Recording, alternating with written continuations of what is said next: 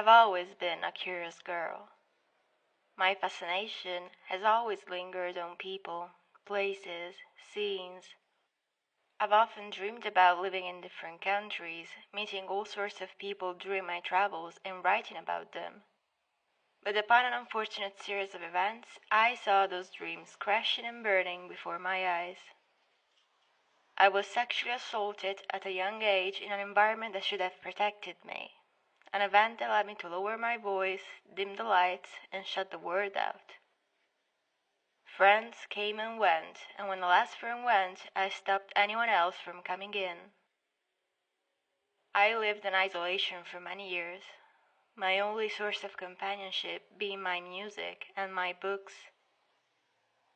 The life I had envisioned for myself became a life that I could only consume through art. It was close, but never so close for me to touch it.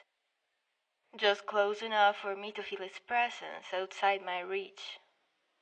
Despite the depression and the frustration, the presence of art around me was an undeniable source of light, in the darkest of the darkest places, during the longest of the longest nights. It was my main connection to humanity and to the world around me, and through it I came to see how the same humanity that destroyed me was the same humanity that could save me. Through words, through sounds, through film. I came to see how beauty is not marginal, trivial, but integral to life.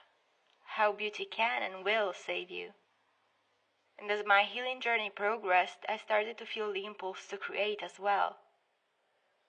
That I was not excluded from the creative process, that I was allowed in, that the voice I had repressed for so long was begging to come out.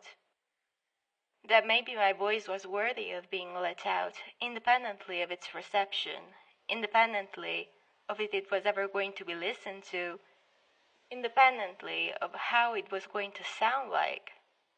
That was allowed to shout into the abyss that had enveloped me.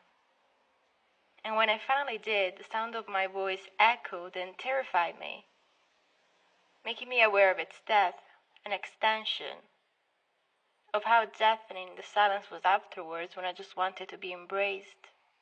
But I kept doing it, and I keep doing it, and maybe one day someone will answer my call. Meanwhile, I am creating.